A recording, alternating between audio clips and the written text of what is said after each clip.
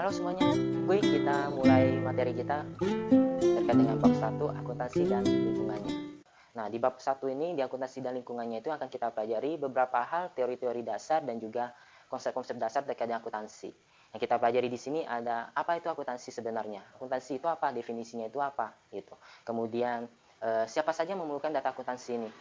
Kemudian bidang-bidang akuntansi, profesi akuntansi, standar akuntansi itu ada apa aja, dan juga konsep akuntansi itu seperti apa yang kita sebut sebagai persamaan dasar akuntansi. Nah, selain itu kita juga ada belajar secara singkat terkait dengan laporan-laporan yang ada di informasi akuntansi itu sendiri. Apa saja? Nanti ada di bab 1 ini. Nah, sebelum lanjut ke situ, kita pahami dulu peranan di akuntansi.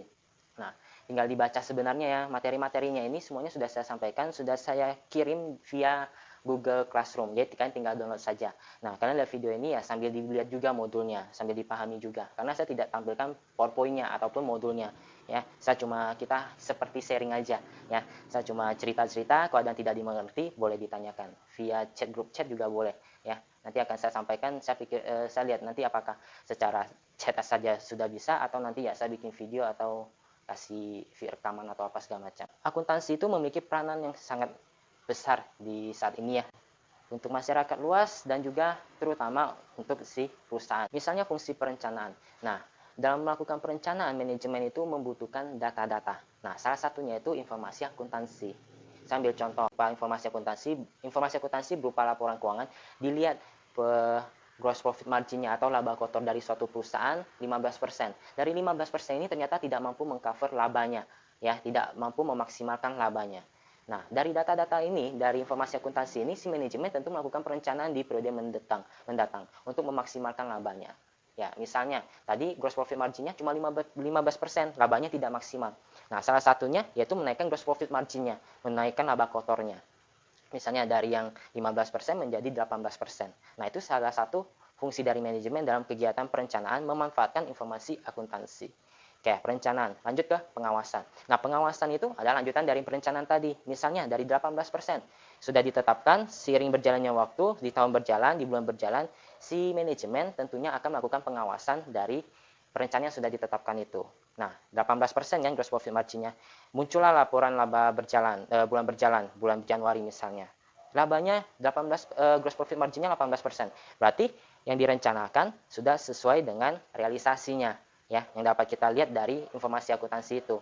Nah, ini salah satu proses pengawasannya. Kemudian bulan kedua misalnya, dari 18% naik 20%. Wah, lebih aman lagi dong, nggak masalah, sesuai di atas target yang sudah ditentukan. Di bulan ketiga misalnya, turun jadi 15%. Nah, itu kan sebagai suatu alat pengawasan ya, dilihat, oh ternyata turun. Kenapa bisa menyebabkan turun? Itu harus dicari tahu oleh si manajemen itu. Nah, bagaimana menanggulanginya, bagaimana melakukan koreksinya itu, di masa akan datang, bagaimana ya si manajemen akan melakukan tindak lanjut lagi atau melakukan perencanaan lain lagi misalnya. Nah, itu salah satu fungsi dari si manajemen dalam memanfaatkan informasi akuntansi dalam perencanaan maupun pengawasan. Sebelum kita lanjut ke definisi dari akuntansi, apa itu akuntansi, kita sepertinya perlu mengetahui dulu proses masuknya akuntansi ke Indonesia itu seperti apa. Ya, sebelumnya di tahun 50-an Indonesia sudah mengenal suatu sistem pencatatan atau pembukuan yang disebut sebagai tata buku. Nah, tata buku ini adalah suatu sistem pencatatan keuangan yang kita adopsi dari Belanda. Bisa saja kita sebut sebagai warisan dari Belanda, itu tata buku. Nah, seiringnya berjalannya waktu, di tahun 60-an baru masuklah namanya akuntansi dari Amerika Serikat. Nah, banyak menganggap bahwa akuntansi dan tata buku itu adalah sesuatu yang sama, atau akuntansi dan tata buku itu hal yang berbeda. Bukannya itu salah. Nah, sebenarnya itu tata buku itu adalah bagian dari akuntansi. Jadi ya, misalnya akuntansi 1 sampai 10. Nah, tata buku ini ada 1 sampai 5-nya. Nah, 6, 7, 8, 9, 10 itu lainnya lagi, bagian dari akuntansi. Intinya, tata buku itu adalah bagian dari proses akuntansi, di mana tata buku itu dalam akuntansi kita sebut sebagai proses pencatatan. Ya, gitu. Oke, akuntansi menurut Accounting Principles Board. Akuntansi adalah suatu kegiatan jasa yang berfungsi untuk menyediakan informasi kuantitatif. Kuantitatif di sini maksudnya data berupa angka-angka, terutama bersifat keuangan, finansial, tentang entitas ekonomi, yang dimaksudkan agar berguna dalam pengambilan keputusan ekonomi, yaitu dalam membuat pilihan-pilihan logis di antara alternatif pilihan yang ada. Nah, contohnya ya kurang lebih sama seperti yang tadi, fungsi dari manajemen, perencanaan, dan juga pengawasan. Atau ya misalnya perusahaan punya mesin lama. Nah, data-data ini dapat dari akunting ya, didapat dari informasi akuntansi. Oke, misalnya perusahaan punya mesin lama. Kapasitas mesin lamanya itu hanya mampu berproduksi sebanyak 10 unit misalnya, hanya 10 unit ya, dapat berproduksi 10 unit, maksimalnya 10 unit. Tetapi di tahun ini perusahaan berencana untuk memproduksi 15 unit. Target penjualannya itu 15 unit. Kalau dia pakai mesin lama, bisa tidak? Nggak bisa kan? Nggak bisa mencapai 15 unit, maksimalnya cuma 10 unit. Nah, bagaimana si manajemen menyelesaikan masalah ini, problem ini? Ya, ada dua pilihan. Pilihan pertama, beli mesin baru yang kapasitas produksinya 15 unit.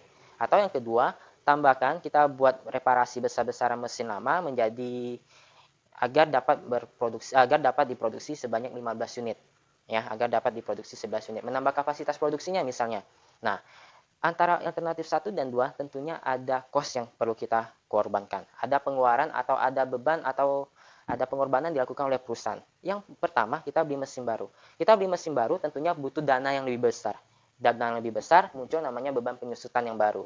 Nah, ini tentunya akan mengurangi laba dari si perusahaan itu. Yang kedua, kita tambah kapasitas produksi. Tambah kapasitas produksi tentunya biaya pembeliannya, biaya yang dikeluarkan, uang yang dikeluarkan tentunya lebih kecil dibandingkan dengan membeli mesin baru. Oke, tetapi kapasitas produksinya bisa aja lambat. Misalnya ya ini 15 unit mampu produksi, tetapi jangka waktunya itu lebih lama prosesnya. Kalau mesin baru lebih cepat. Nah, sedangkan perusahaan ingin mencapai target secepat mungkin. Otomatis ya, kalau dia pakai mesin lama ya lebih kalah dibandingkan dengan mesin baru. Gitu.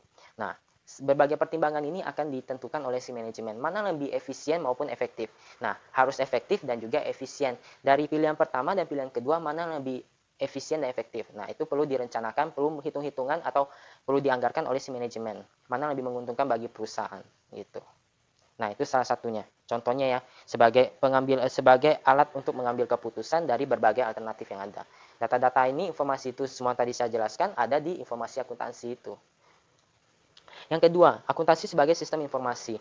Akuntansi sebagai sistem informasi adalah mengolah data-data keuangan menjadi suatu informasi keuangan berupa laporan keuangan, ya, yang akan diinformasikan. Nah, dari laporan keuangan ini akan diinformasikan kepada si pemegang kepentingan yang berkepentingan menggunakan laporan keuangan itu sendiri sebagai alat untuk mengambil keputusan atau dasar pengambilan keputusan. Akuntansi adalah suatu sistem informasi yang bersifat finansial, bersifat keuangan dalam suatu kegiatan bisnis yang memproses data finansial atau data keuangan tersebut menjadi informasi berupa laporan keuangan.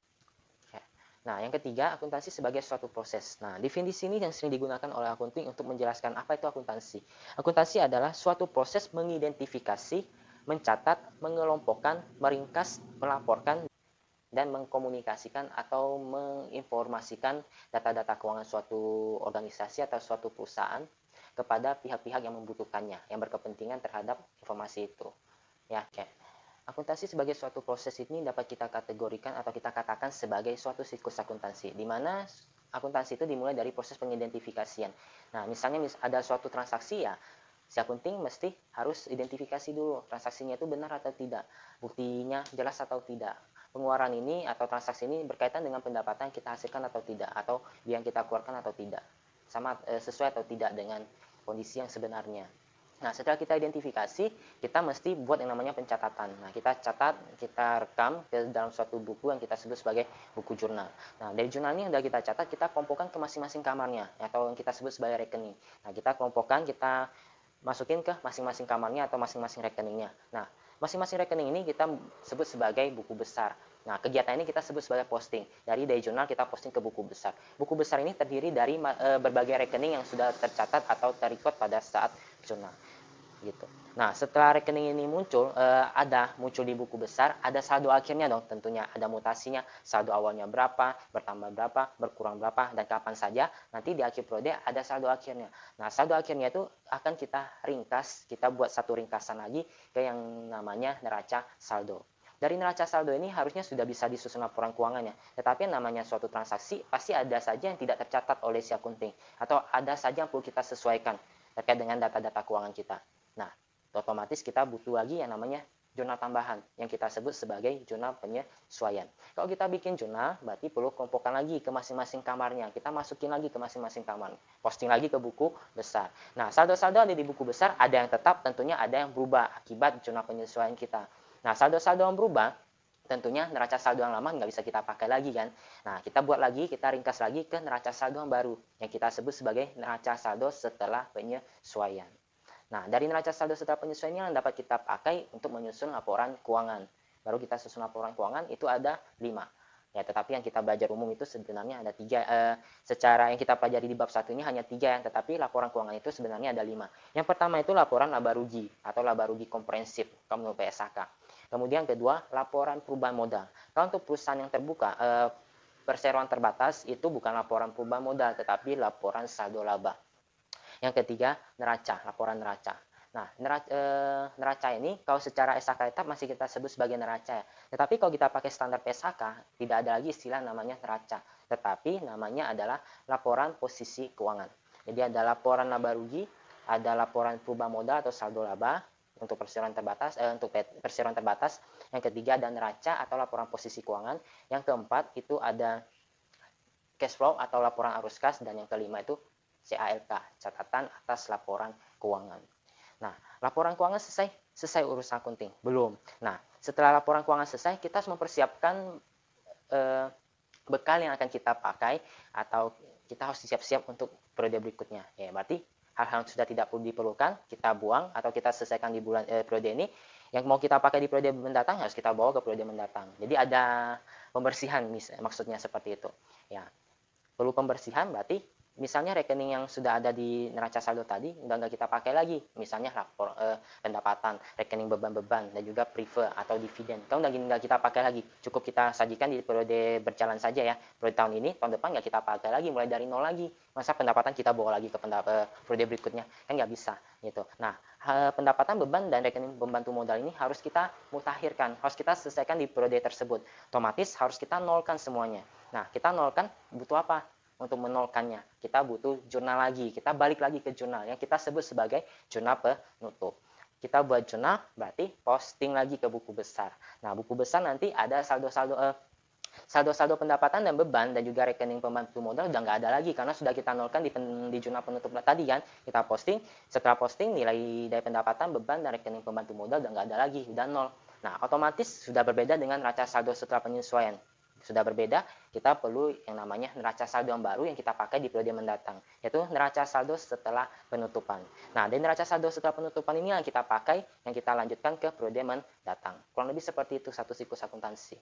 Sorry, saya ketinggalan. Tadi sampai di laporan keuangan yang kita susun. Sudah kita susun, ya nggak mungkin kita simpan saja, tetapi harus kita sampaikan, kita informasikan kepada si pemegang kepentingan yang berkepentingan terhadap laporan keuangan ini sebagai dasar pengambilan keputusan. Jadi ya laporan keuangan kita buat ya nggak simpan aja, tetapi harus kita sajikan, kita informasikan kepada yang berkepentingan. Dari definisi akuntansi dan juga peran akuntansi, kita lanjut ke 3 dasar utama dari kegiatan akuntansi. 3 dasar kegiatan ini berkaitan dengan definisi akuntansi sebagai suatu proses, yaitu yang pertama identifikasi, yang kedua itu mencatat, dan yang ketiga adalah mengkomunikasikannya atau menginformasikannya kepada pemegang kepentingan untuk pengambilan keputusan.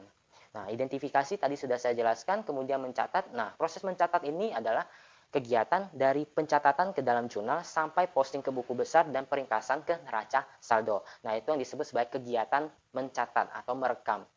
Yang ketiga, informasi atau komunikasi. Nah, dari laporan keuangan yang sudah jadi, yang kita informasikan kepada si pemegang kepentingan untuk pengambilan keputusannya. Oke, kemudian siapa saja menggunakan data-data akuntansi? Nah, sebelumnya akuntansi itu dilaksanakan oleh semua perusahaan, baik perusahaan profit maupun non-profit. Kalau perusahaan profit maksudnya itu adalah perusahaan yang bertujuan mencari laba. Kalau non-profit itu perusahaan yang tidak bertujuan untuk mencari laba. Misalnya yayasan, rumah sakit, kemudian sekolah. Nah, itu organisasi-organisasi yang tidak bertujuan untuk mencari laba atau organisasi non-profit. Nah, semakin besarnya perusahaan atau suatu organisasi, cenderung kompleksitasnya, transaksinya, kegiatannya itu semakin rumit, semakin kompleks. Nah, maka dari hal itulah perusahaan-perusahaan semakin bergantung pada data-data akuntansi. Oke, pihak-pihak yang membutuhkan data-data akuntansi. Nah, di sini ada dua pihak yang membutuhkan data akuntansi, pihak internal dan juga pihak eksternal. Kalau pihak internal itu berarti pihak-pihak yang berada di dalam lingkungan perusahaan itu sendiri atau organisasi itu sendiri. Sedangkan kalau pihak eksternal itu pihak-pihak yang berada di luar organisasi atau perusahaan itu sendiri. Nah, contohnya untuk pihak internal berarti ya yang berada di dalam manajemen itu sendiri. Yaitu manajernya, manajer keuangan, manajemen pemasaran, manajemen operasionalnya, itu. Dan juga karyawan. Sedangkan kalau pihak eksternal berarti siapa saja, yaitu investor, kemudian kreditur, dan juga pemerintahan. Nah, kita bahas dulu yang pihak internal. Sesuai yang ada di modul, yang pihak internal itu ada dua, manajer dan juga karyawan. Kalau manajer, perusahaan menggunakan manajer perusahaan menggunakan akuntansi untuk menyusun perencanaan perusahaannya, mengevaluasi kinerja perusahaan dalam suatu periode dalam mencapai tujuannya, dan juga untuk melakukan tindakan koreksi jika diperlukan. Nah, manajer ini sesuai dengan fungsi tujuan penggunaan data ini ya sesuai dengan yang tadi sebelumnya saya sampaikan, yaitu fungsi manajemen yaitu di pengawasan dan juga perencanaan. Nah, keputusan-keputusan yang mungkin diambil oleh manajer yaitu menentukan apakah perlu membeli peralatan atau mesin yang baru. Seperti sudah saya sampaikan sebelumnya ya, apakah beli mesin baru atau mempertahankan mesin lama. Kemudian menentukan apakah perlu mengajukan pinjaman ke bank dan berapa besarnya. Nah, sambil contoh lanjut yang tadi, yang mesin baru. Kalau kita beli mesin baru, berarti butuh dana yang besar. Nah, sedangkan misalnya perusahaan tidak memiliki dana cukup untuk membeli mesin baru. Nah, jadi mesti bagaimana? Yaitu melakukan pinjaman kepada pihak ketiga, biasanya sama bank. Nah, berapa besar dananya? Semuanya itu ya tergantung perencanaan dan hitung-hitungan penganggaran dari si manajer itu sendiri. Kemudian menentukan berapa banyak persediaan yang ada di gudang. Menentukan berapa banyak persediaan yang ada di gudang. Ya, seperti yang kita ketahui, kalau persediaan barang dagang tersedia itu berarti aman ya. Sebenarnya itu tidak. Kalau kita banyak nyetok di gudang, otomatis kos yang kita keluarkan itu cenderung lebih besar. Nah, yang namanya kita menjalankan perusahaan, semua kegiatan operasionalnya itu harus efisien dan juga efektif. Kalau kita nyetok barang banyak di gudang, itu tidak efektif dan juga tidak efisien. Misalnya, satu gudang itu muatnya itu kapasitas penyimpanannya itu hanya untuk 100.000 unit persediaan barang dagang kita. Nah, kita punya persediaan 150.000 unit. Otomatis kita membutuhkan 2 gudang, yaitu karena satu gudang itu nggak cukup ya, hanya kapasitasnya itu hanya 100.000 unit. Nah, 50.000 unitnya mau simpan kemana? Otomatis kita mesti sewa gudang yang baru, ada 2 gudang yang mesti kita sewakan. Otomatis biaya yang kita keluarkan terkait penyimpanan, pemeliharaan persediaan itu juga bertambah. Nah, itu kan tidak efektif dan juga tidak efisien gitu. Nah, kemudian haruskah suatu lini produk dihentikan proses produksinya? Ya, misalnya suatu perusahaan ada beberapa lini produk. Satu lini produk tertentu itu mengalami kerugian terus. Nah, apakah perlu dilakukan penutupan untuk lini produk itu? Nah, semuanya itu tidak langsung kita tutup ya. Si manajer itu harus menghitung-hitung dulu. Mau melakukan evaluasi dulu, mau melakukan perencanaan dulu apakah ditutup atau tidak. Ya, rugi belum tentu ditutup. Lihat faktor yang menyebabkan kerugiannya itu apa? Apakah fixed cost atau variable cost-nya? Gitu. Kalau fixed cost berarti tutup nggak tutup ya tetap sama aja, biaya itu tetap dikeluarkan. Ya, kalau variable cost yang menyebabkan kerugian, nah berarti wajar kalau kita menutup lini produk itu sendiri. Gitu. Kemudian pada harga jual berapa produk agar dapat memaksimalkan laba. Sama seperti yang sebelumnya saya jelaskan terkait dengan gross profit margin. Misalnya tadi 15% tidak mengcover labanya, tidak memaksimalkan labanya, dinaikin menjadi 18%. Nah, itu semuanya itu keputusan dan juga perencanaan dari si manajer itu sendiri yang menggunakan data-data informasi akuntansi. Kemudian yang kedua, karyawan. Informasi akuntansi digunakan untuk mengetahui stabilitas dan profitabilitas perusahaan tempatnya bekerja. Nah, perusahaan harusnya punya hak untuk mengetahui kinerja perusahaannya bagaimana ya. Tetapi ya secara prakteknya saya rasa jarang semua karyawan mengetahui data keuangan perusahaan. Karena biasanya itu data-data keuangan perusahaan bersifat rahasia. Hanya pihak-pihak tertentu yang dapat mengetahuinya. Itu. Nah, pihak internal selesai, lanjut ke pihak eksternal. Nah, pihak eksternal itu yang pertama ada investor, pemodal atau investor, dan juga calon investor membutuhkan informasi akuntansi mengenai posisi keuangan dan profitabilitas perusahaan untuk mengetahui prospek perusahaan di masa yang akan datang, serta untuk mengetahui keselamatan investasi mereka. Keputusan yang diambil antara lain apakah mempertahankan investasi, menambah investasi, atau menarik kembali investasinya. Nah, investor tentunya butuh data akuntansi untuk mengetahui kinerja dari perusahaan, apakah memiliki prospek ke depannya atau tidak. Ya, semua tergantung keputusan investor. Kalau misalnya perusahaan tidak mengalami prospek yang baik ke depannya, otomatis si investor tidak secara rasional tidak akan menambah investasinya, ya. cenderung akan mengurangi atau mempertahankan. Kalau dipertahankan berarti si investor masih mempunyai kepercayaan kepada si perusahaan gitu. Sebaliknya, kalau perusahaan memiliki prospek yang baik di masa depan, labanya mengalami tren kenaikan setiap periodenya, setiap tahunnya, otomatis si investor akan merasa aman ya, lebih aman. Nah, otomatis si investor ya antara dua pilihan, apakah menambah investasinya ataupun mempertahankan investasinya. Nah, kembali lagi ya, semua data-data itu, keputusan itu tergantung pada data-data akuntansi yang didapat atau yang disajikan kepada si investor. Kemudian kedua, kreditur. Kreditur ini berkaitan dengan keputusan manajemen yang tadi, yang apakah melakukan pinjaman dana kepada pihak lain dan berapa besarnya. Nah, kita melakukan pinjaman dana, misalnya si perusahaan mau melakukan pinjaman sekian dana kepada pihak bank. Tentunya pihak bank tidak serta-merta langsung memberikan pinjamannya. Si bank tentu akan melakukan pemeriksaan kembali. Apakah perusahaan ini liquid atau tidak? Dapat tidak si perusahaan mengangsur bunganya atau minimal mengangsur bunganya lah ya. Kemudian angsuran pokoknya dapat dilunasi atau tidak? Kondisi perusahaan bagaimana? Apakah perusahaan sudah diambang kebangkrutan atau tidak gitu. Ya. Nah, si kreditor juga atau ya si kreditor itu juga memerlukan data informasi akuntansi terkait dengan perusahaan itu sendiri, terkait dengan kemampuan perusahaan dalam memenuhi pembayaran-pembayaran kewajiban yang dijadwalkan sebelum memberikan pinjaman. Kemudian yang ketiga, pemerintah. Nah, ini berkaitan dengan perpajakan ya, yang namanya Dirjen Pajak atau BAPEPAM. BAPEPAM itu Badan Pengawas Pasar Modal. Sangat berkepentingan dengan informasi akuntansi perusahaan untuk tujuan pengenaan pajak dan juga pembuatan peraturan. Ya, jadi pemerintah juga membutuhkan data akuntansi. Untuk apa? Yaitu untuk menerapkan regulasi pajak, meregulasi pemerintah dan juga terkait dengan perpajakan. Kemudian, kode etik dalam pelaporan keuangan. Etika dalam pelaporan keuangan ini sesuai yang di modul. Etika dalam pelaporan keuangan standar di mana suatu tindakan atau keputusan dinilai benar atau salah, jujur atau tidak jujur, adil dan tidak adil. Jadi seorang akunting itu harus punya kode etiknya, di mana si akunting itu yang berprofesi sebagai akunting harus tahu mana yang benar, mana yang salah, mana tindakan jujur, mana tindakan tidak jujur, dan juga harus adil. Ya, pelaporan keuangan yang efektif tergantung pada perilaku etis dari si akuntan, dari perilaku etis yang dimiliki oleh si akuntan. Jadi seorang akuntan itu tidak boleh memihak siapapun, harus netral. Ya, jangan karena dia punya hubungan istimewa terhadap si investor A, jadi dia menyajikan laporan keuangan sesuai dengan keinginan dari investor A. Atau misalnya si akunting, si perusahaan ingin mengajukan pinjaman kepada pihak bank, nah dipercantiklah laporan keuangannya, laporan posisi keuangannya, agar si bank tertarik untuk memberikan pinjaman kepada perusahaan. Nah, itu tidak boleh. Yang kita sajikan, yang kita sampaikan sebagai seorang akunting terkait dengan informasi akuntansi itu harus adil, jujur, dan tidak boleh memihak. Sambil contoh misalnya, dulu yang namanya akuntan publik yang dikenal ada Big Five.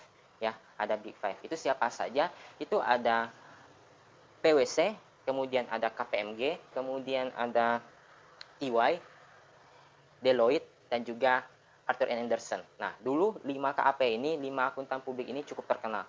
Nah, karena ada suatu kasus yang melibatkan salah satu dari 5 KAP besar ini, Big Five ini, yaitu Arthur Andersen. Karena gugurnya satu, karena terkait dengan kode etik pelaporan keuangan yang dilanggar sama si Arthur Andersen, sekarang KAP yang terbaik di dunia sisa 4 ya, yang kita sebut sebagai Big Four. Ada EY, Ernst & Young, ada KPMG, ada Deloitte, dan juga PwC. Kemudian lanjut ke standar akuntansi yang diakui secara internasional. Itu ada dua organisasi terkait dengan yang menyusun standar akuntansi keuangan. Itu ada FASB dan juga IASB. Nah, IASB ini adalah International Accounting Standard Board, sedangkan FASB itu Financial Accounting Standard Board. Produk dari IASB ini berupa IFRS, International Financial Reporting Standard. Di Indonesia kita kenal sebagai PSAK, Pernyataan Standar Akuntansi Keuangan. Nah, PSAK ini mengadopsi aturan-aturan yang ada di IFRS, International Financial Reporting Standard.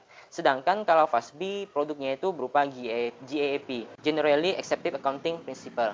Kalau di Indonesia kita kenal sebagai pernyataan akuntansi berterima umum.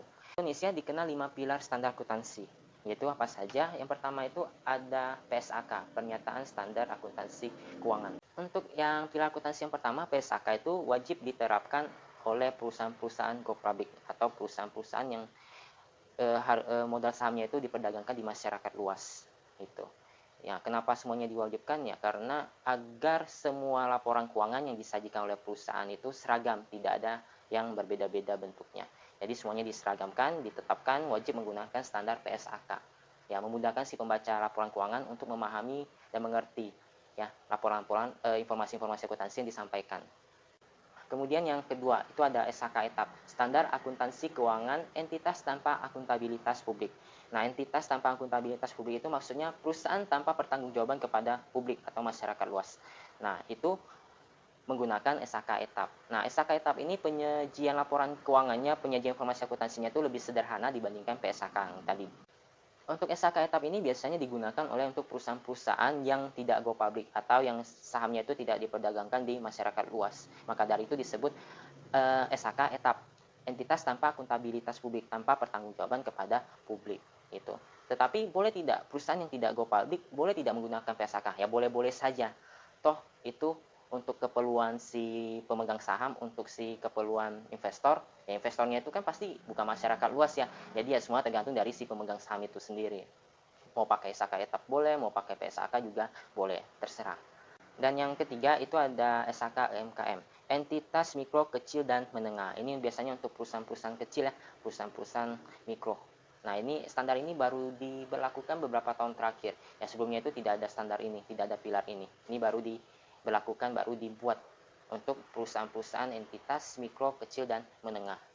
Kemudian yang keempat itu ada SHK Syariah, standar akuntansi keuangan syariah. Itu untuk perusahaan-perusahaan atau badan-badan usaha yang berbasis syariah. Ya.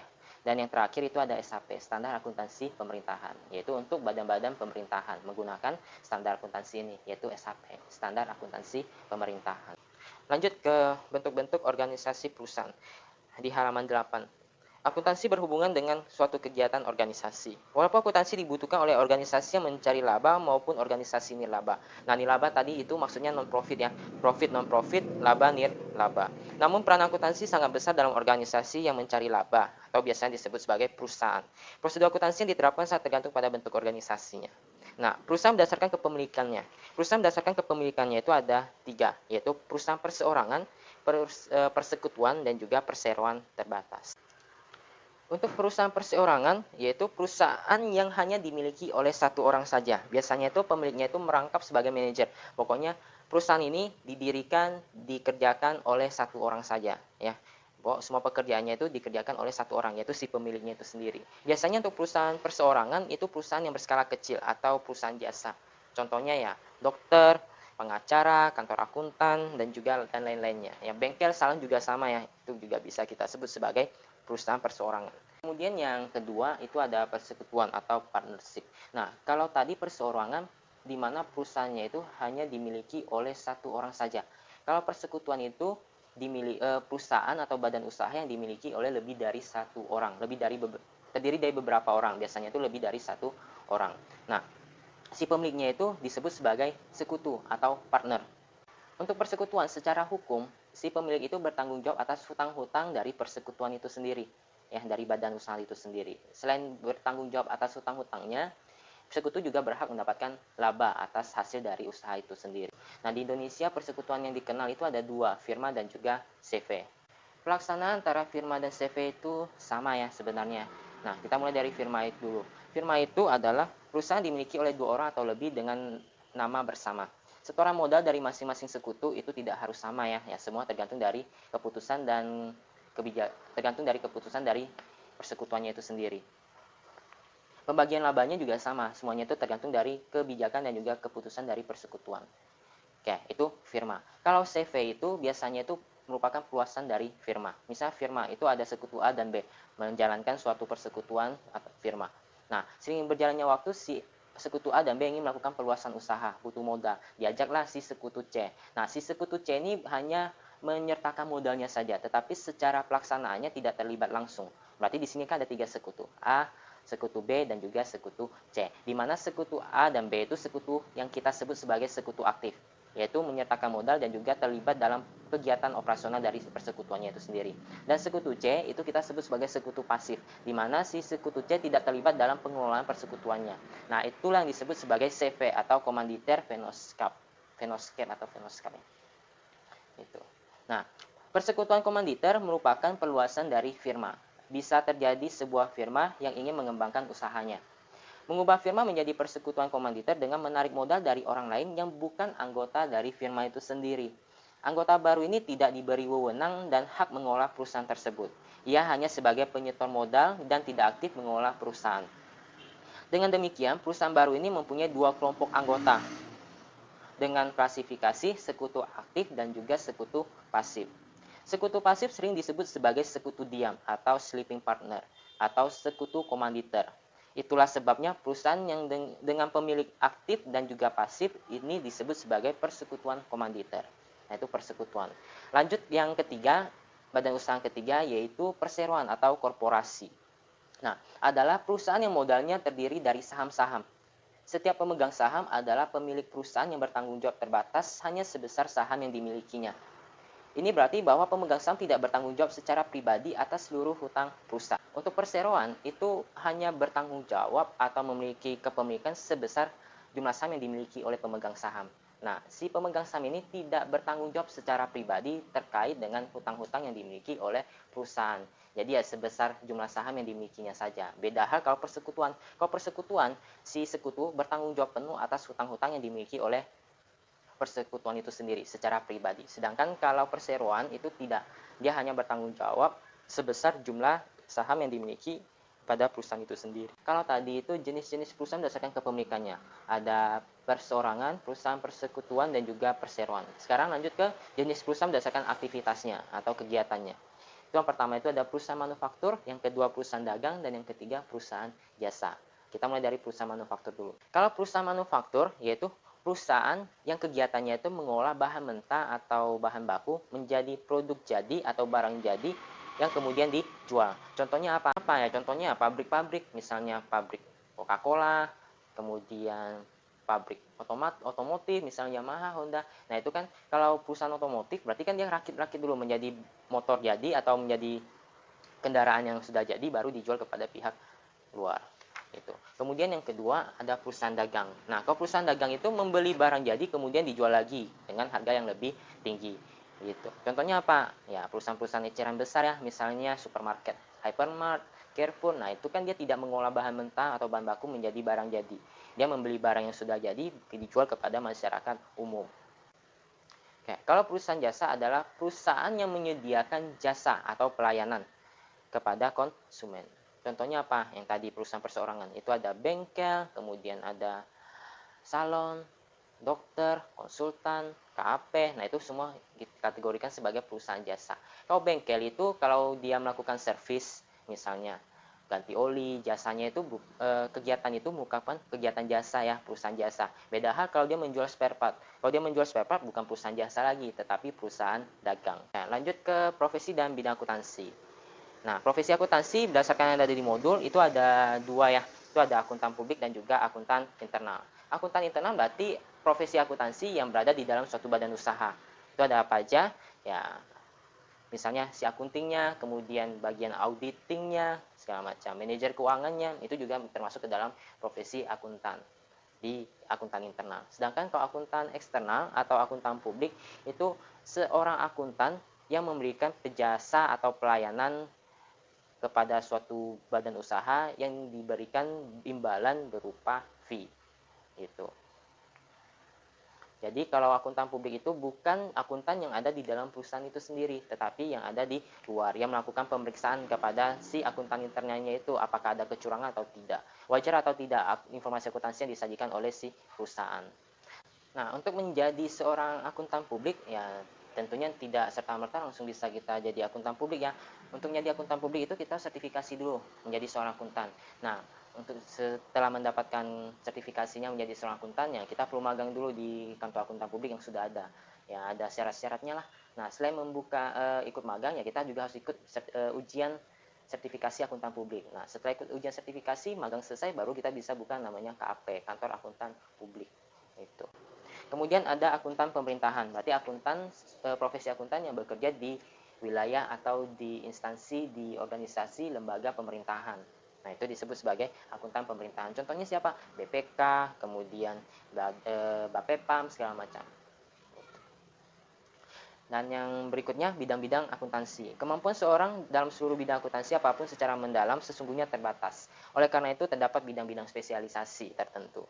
Dan profesi akuntansi, bidang-bidang yang merupakan spesialisasi antara lain ada akuntansi keuangan. Nah, yang kita pelajari di PA1, PA2 ini berkaitan dengan akuntansi keuangan. Kemudian ada akuntansi manajemen, ada akuntansi biaya, ada auditing, akuntansi perpajakan, penganggaran, jasa konsultasi manajemen, akuntansi pemerintahan, dan lain sebagainya. Jadi di klaster per bidangnya, per spesialisasinya gitu. Kemudian kualitas informasi akuntansi. Yang pertama itu ada relevan, kemampuan informasi untuk membantu pemakai dalam membedakan beberapa alternatif keputusan, sehingga pemakai dapat dengan mudah menentukan pilihan. Artinya informasi harus mampu menginformasikan ketidakpastian suatu keputusan yang telah dibuat, sehingga keputusan tersebut tetap dapat dipertahankan. Ya, relevan maksudnya itu di sini informasi akuntansi yang disajikan itu sesuai dengan kondisi yang ada. Kemudian yang kedua, memiliki nilai prediktif. Kemampuan informasi untuk membantu pemakai dalam meningkatkan harapan kepada pemakai atas hasil suatu kejadian masa lalu yang akan terjadi. Nilai prediktif akan memperbaiki kemampuan pemakai dalam melakukan prediksi. Kemudian yang ketiga, ada materialitas. Akuntansi hanya melaporkan informasi keuangan atau transaksi yang dianggap material, penting dalam hubungannya dalam pengambilan keputusan. Jadi ya, yang disajikan itu, yang diinformasikan, yang diungkapkan itu semua hal yang mempunyai pengaruh yang besar. Nah, saya ambil contoh misalnya, di mana laporan keuangan sudah selesai dikeluarkan, sudah diterbitkan, ada beberapa hal yang tidak tercatat sama si akunting. Ya, misalnya, dari total omset yang disajikan oleh si akunting, total ada 1 miliar rupiah atas penjualan barang dagang. Nah, ternyata ada 10.000 yang tidak tercatat sebagai penjualan oleh si akunting. Nah, karena hal ini tidak dianggap material, ya nggak apa-apa, akan diperbaiki di periode berikutnya atau akan disampaikan, akan direvisi di kemudian hari. Tetapi ya 10.000 itu kan tidak mempengaruhi informasi akuntansi yang disajikan atau disampaikan kepada si pemakai laporan atau yang berkepentingan. Itu maksud dari materialitas. Kemudian reliabilitas atau dapat diandalkan. Kemampuan informasi untuk memberikan keyakinan bahwa informasi tersebut sudah valid atau sudah benar. Informasi akan berkurang jika pihak yang memakai informasi meragukan kebenaran atau validitas informasi tersebut. Jadi dapat dipertanggungjawabkan. Ya, segala sesuatu yang disampaikan, diinformasikan dalam informasi akuntansi harus dapat dipertanggungjawabkan terkait dengan kebenarannya dan keterandalannya, keakuratannya. Relevan sudah, nilai prediktif sudah, materialitas sudah, reliabilitas sudah. Lanjut ke ketetapan penyajian. Kesesuaian antara pengukur dengan fenomena yang diukur. Dalam akuntansi, fenomena yang akan diukur adalah kondisi ekonomi dan transaksi yang mengubah sumber ekonomi. Oke. Lanjut ke netral. Netral ini maksudnya ketidakberpihakan pada pihak tertentu dalam pelaku akuntansi. Jadi informasi akuntansi disajikan berdasarkan segala sesuatu yang benar adanya, jujur, dan tidak berat sebelah, sehingga tidak menguntungkan atau merugikan pihak-pihak tertentu. Dan yang terakhir itu, penyajian informasi akuntansi itu harus bebas dari kesalahan atau free from error. Oke, lanjut ke prinsip akuntansi. Prinsip akuntansi yang kita pelajari di sini ada 3, yaitu yang pertama itu prinsip pengukuran, yang kedua itu pengakuan pendapatan, dan pengungkapan penuh yang ketiga. Nah, prinsip pengukuran ini ada yang namanya cost principle dan fair value principle. Nah, kalau cost principle ini adalah di mana nilai yang disajikan dari informasi akuntansi dicatat pada nilai perolehannya. Saya ambil contoh misalnya aset. Nah, yang kita mencatat mesin yang kita beli itu pada nilai harga perolehannya. Kita beli 200 juta. Nah, yang kita catat pada nilai perolehannya sebesar nilai 200 juta. Nah, bagaimana kalau penurunan manfaatnya, penurunan nilai manfaatnya? Bagaimana kita mencatatnya? Ya, kita buat yang namanya alokasi atas harga perolehan menjadi beban yang kita sebut sebagai penyusutan. Jadi ya misalnya tahun pertama kali kita beli, kita catat aset kita senilai 200 juta. Tahun pertama sudah kita pakai, misalnya umur manfaatnya itu 10 tahun. Berarti dari 200 juta anggap aja sudah nilai manfaatnya itu sudah berkurang 10 juta. Jadi harus kita catat senilai 190 juta. Hasilnya tetap kita catat sebagai 200 juta, tetapi ada namanya akumulasi penyusutan, yaitu sebesar 10 juta. Dari 200 juta nilai aset dikurangi akumulasi 10 juta, tercatat nilai bersihnya itu 190 juta. Jadi ada informasi akuntansi yang kita catat pada nilai perolehannya. Beda hal kalau fair value principle. Kalau fair value principle itu kita catat pada nilai wajarnya. Sambil contoh, misalnya kita berinvestasi pada surat-surat berharga. Kita beli saham misalnya. pada 1 Desember kita beli dengan nilai per lembarnya itu sebesar Rp10.000 per lembarnya. Ya, di tanggal 31 Desember kita tutup buku. Nah, laporan kita keluar. Di tanggal 31 Desember ini nilai sahamnya itu bukan 10.000 lagi, tetapi 12.000. Nah, di tanggal 31 kita catat sebagai surat berharga kita bukan pada nilai 10.000 lagi, tetapi pada nilai wajarnya, yaitu 12.000. Dari 10.000 ke 12.000 berarti ada kenaikan nilai nilai wajarnya ya, ada kenaikan. Nah, kenaikan berarti ada keuntungan bagi kita. Keuntungan ini kita catat sebagai keuntungan yang belum terrealisasi. Nah, di surat berharganya tetap kita catat pada nilai wajarnya. Nah, itu yang dimaksud dengan prinsip pengukuran. Ada yang kita catat pada nilai perolehannya atau cost principle, ada juga yang kita catat pada nilai wajarnya, yaitu fair value principle.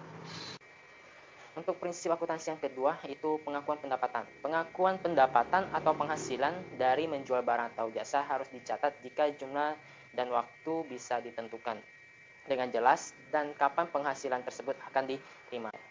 Untuk pengakuan pendapatan, ya semua tergantung dari bagaimana kita mengakui pendapatannya. Ya, seperti yang kita ketahui terkait dengan pengakuan pendapatan untuk penjualan barang dagang jasa, ada namanya FOB shipping point, kemudian ada namanya destination point. Kalau destination point, barang tersebut menjadi pihak miliknya si pembeli apabila barang itu sampai di gudang si pembeli. Jadi, si penjual mengakui penjualan pada saat barang itu sampai di gudang si pembeli. Kemudian yang shipping point. Kalau FOB shipping point berarti di mana barang tersebut menjadi milik dari si pembeli apabila barang itu sudah sampai di ekspedisi. Nah, pada saat sampai di ekspedisi, pada saat pengiriman, pendapatan atas penjualan barang dagang itu sudah bisa diakui oleh si penjual karena menggunakan FOB shipping point. Ya, semua tergantung terkait dengan pengakuan pendapatan. Dan yang ketiga, pengungkapan penuh. Laporan keuangan dan catatan yang berhubungan dengan laporan keuangan harus memasukkan apapun informasi yang cukup signifikan untuk pengambilan keputusan bagi si pengguna laporan keuangan.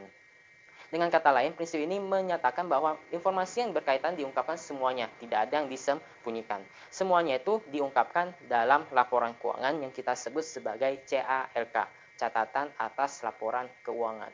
Kemudian prinsip asumsi dari akuntansi. Di sini ada 1, 2, 3, 4, 5. Ada 5. Yang pertama ini monetary unit.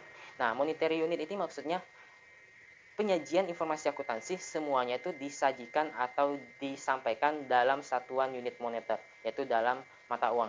Ya, di Indonesia kita pakai rupiah.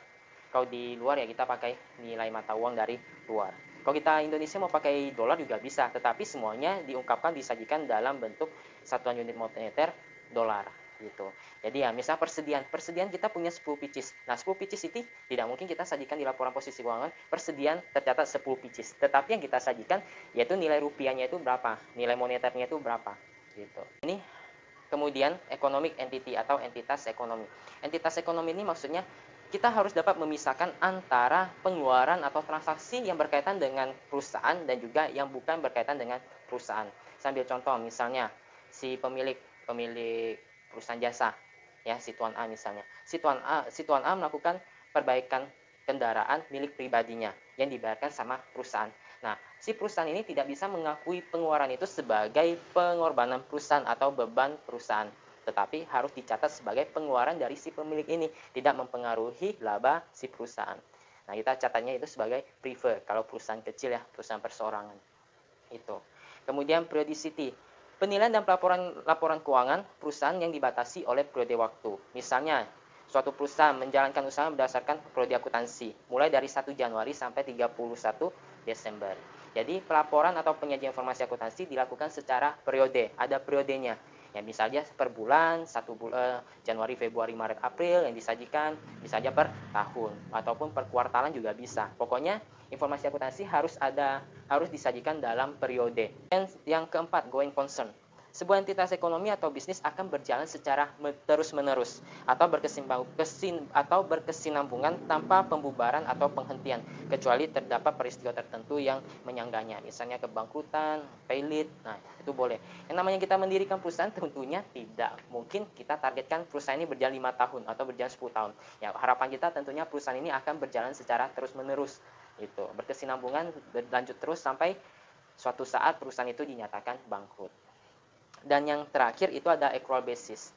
Nah, dasar pencatatan akuntansi ini ada 2 dasar ya, ada cash basis dan accrual basis. Nah, kalau cash basis kita mencatat pendapatan dan beban itu pada saat uang kita terima atau uang kita keluarkan. Ya, pendapatan yang kita catat, kita akui pada saat uang kita terima, beban yang kita catat pada saat uang kita keluarkan. Itu cash basis. Kalau accrual basis itu di mana pendapatan sudah kita menjadi hak kita, sudah kita kerjakan, sudah kita selesaikan, sudah boleh diakui sebagai pendapatan, bukan pada saat diterima uangnya. Sedangkan beban juga sama. Beban apabila bebannya itu sudah terjadi atau nilai manfaatnya sudah habis dipakai, sudah boleh kita akui sebagai beban, bukan pada saat pengeluarannya. Itu. Nah, ini yang dimaksud dengan accrual basis. Setiap transaksi yang dapat mengubah nilai pada laporan keuangan perusahaan harus dicatat dalam periode di mana peristiwa itu terjadi. Ya, saya ambil contoh misalnya pendapatan suatu pekerjaan sudah kita selesaikan per 31 Desember. Nah, tetapi belum kita terima uangnya. Kita terima itu di tanggal 5 Januari tahun berikutnya. Nah, kalau kita pakai cash basis, kita mencatat pendapatannya itu di tanggal 5 Januari. Kalau kita pakai accrual basis, di mana sudah terjadi di bulan Desember, ya kita catat di bulan Desember. Mana yang lebih relevan, mana yang lebih dapat dipertanggungjawabkan, atau sesuai dengan kondisi yang ada. Ya kita pakai dasar accrual basis, di mana pendapatan itu terjadi di Desember, ya kita akui di bulan Desember, bukan di Januari. Kalau kita akui di Januari, sudah terlambat, sudah tidak sesuai dengan kondisi yang sebenarnya. Toh pendapatan bulan Desember kita akui di Januari kan tidak bisa kita pertanggungjawabkan, tidak relevan dengan kondisi yang sebenarnya. Selain prinsip dan asumsi akuntansi yang sudah dijelaskan sebelumnya, nah di sini ada beberapa prinsip dan asumsi tambahan yang ada di halaman 8. Oke, prinsip dan asumsi akuntansi lainnya. Yang pertama itu matching principle. Akuntansi adalah biaya yang dipertemukan antara pendapatan yang diterima dengan tujuan menentukan besar kecilnya laba bersih setiap periodenya. Jadi biaya itu ditandingkan dengan pendapatan sesuai dengan periode terjadinya. Ya, itu yang dimaksud dengan matching principle. Nah, prinsip ada atau asumsi ini ya mendukung atau selaras dengan asumsi yang tadi, yaitu asumsi accrual basis, ya, accrual basis tadi, di mana pendapatan dan beban diakui pada saat terjadinya. Kemudian yang kedua, konservatisme. Laporan keuangan harus bisa mengasumsikan bahwa nilai yang dicatat pada laporan keuangan merupakan hasil perhitungan yang konservatif agar tidak overstated. Overstated itu maksudnya tercatat lebih. Jadi kalau sederhananya untuk konservatisme maksudnya gini, kalau merugikan perusahaan segera kita catat. Kalau menguntungkan perusahaan tetapi belum pasti, kita tangguhkan dulu. Jangan buru-buru mengakuinya. Nah, ini yang dimaksud dengan konservatisme, agar tidak tercatat lebih, tidak disajikan lebih overstated gitu maksudnya. Sambil contoh, misalnya kita sedang ada dapat tuntutan dari pihak lain atas suatu kasus atau suatu litigasi. Nah, karena proses tersebut kita ada kemungkinan mengalami kerugian atau mengeluarkan sejumlah uang sebesar sekian juta. Nah, hal ini harus segera kita akui sebagai biaya litigasinya. Ya. Beda hal kalau kita nuntut seseorang. Kalau kita nuntut seseorang berarti yang kita mempunyai hak untuk mendapatkan sesuatu sejumlah uang. Nah, sejumlah uang ini tidak boleh kita langsung akui. Sampai ketuk palu menyatakan kalau kita menang, kita mendapatkan sejumlah uang itu, baru kita mengakuinya sebagai keuntungan bagi kita. Nah, itu yang dimaksud dengan konservatisme. Oke, contoh konservatisme ya kurang lebih sama seperti penjualan tiket. Misalnya kita jual tiket pesawat ya misalnya. Nah, pada saat penjualan, kita tidak boleh mengakuinya sebagai pendapatan. Kenapa tidak boleh mengakuinya langsung sebagai pendapatan? Ya bisa aja pesawatnya itu tidak jadi berangkat. Dan juga kewajiban kita untuk mengantarkan si penumpang sampai di tujuan itu belum terlaksanakan. Nah, tidak boleh kita akui sebagai pendapatan. Akan kita akui sebagai pendapatan apabila penumpang sampai di tujuan, yaitu pada tanggal hari H penerbangan. Sampai pada saat si penumpang sampai di tempat tujuan, baru boleh kita mengakuinya sebagai pendapatan. Nah, itu salah satu contoh dari konservatisme. Kemudian comparability atau dapat diperbandingkan. Kemampuan informasi untuk membantu pemakaian mengidentifikasi persamaan dan perbedaan antara dua perangkat fenomena ekonomi, seperti dua laporan keuangan mempresentasikan dua kegiatan badan usaha. Ya, saya ambil contoh misalnya yang PSAK. Nah, diseragamkan kan semua perusahaan yang go public wajib menggunakan atau menerapkan PSAK-nya. Nah, diseragamkan agar dapat diperbandingkan gitu. Kemudian yang keempat, konsistensi. Prinsip akuntansi yang digunakan dalam pelaporan keuangan tetap dan digunakan secara konsisten, tidak berubah-ubah metode dan prosedur. Tujuannya apa? Tujuannya agar laporan keuangan yang dihasilkan dapat dibandingkan dengan laporan keuangan periode sebelumnya, sehingga bisa memberikan manfaat bagi si pengguna. Ya, konsistensi maksudnya kalau kita menggunakan metode A, ya kita terapkan metode A secara terus-menerus. Sambil contoh misalnya pencatatan atas persediaan menggunakan asumsi arus biaya. Kan ada FIFO, LIFO, dan rata-rata. Kalau kita pakai metode FIFO, ya periode berikutnya harus pakai FIFO juga. Periode berikutnya lagi ya pakai FIFO lagi. Jangan periode pertama pakai FIFO, periode kedua pakai LIFO. Nah, itu sudah tidak konsistensi. Tidak bisa kita bandingkan antara dua periode itu sendiri.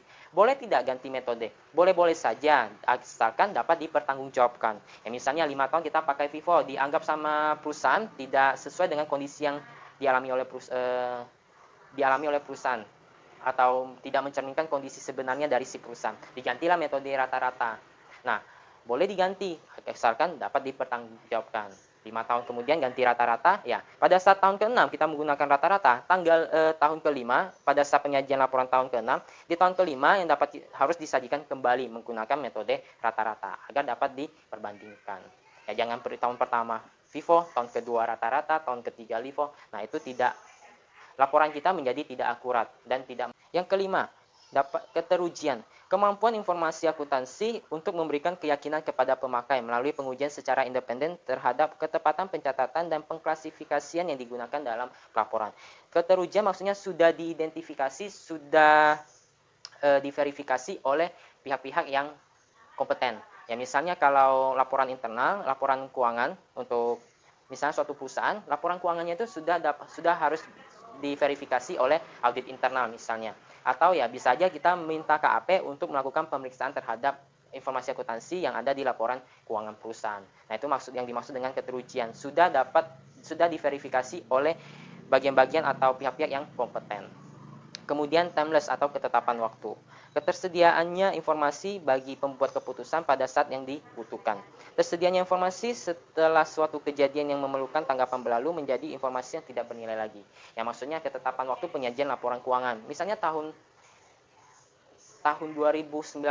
Nah, kalau untuk perusahaan yang sudah go public, harusnya sudah dapat dipublish di bulan keempat tahun berikutnya, bulan April misalnya.